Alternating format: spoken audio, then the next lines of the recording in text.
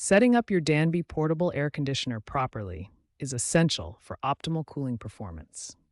Understanding the key components and following the correct installation steps will ensure efficient operation. Your Danby Portable Air Conditioner consists of several key components. The control panel manages all settings, while air outlet louvers direct the cooled air. The air intake grill draws in room air, and the exhaust air outlet connects to the window kit. The window kit is crucial for proper installation. It includes an adjustable exhaust hose that vents hot air outside, a window adapter panel that fits your window opening, and mounting hardware. This kit works with both horizontal and vertical sliding windows. Follow these essential installation steps.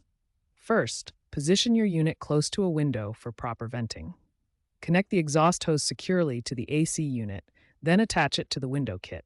Most importantly, keep the hose as straight as possible to maximize airflow efficiency. Newer Danby models include advanced features like smart controls for remote operation, dual hose designs that improve cooling efficiency, and R32 refrigerant, which has a much lower environmental impact. Many units also feature wider air vent angles for faster, more effective cooling. For optimal performance, ensure your drainage port is accessible. Maintain at least 20 inches of clearance around the unit for proper airflow.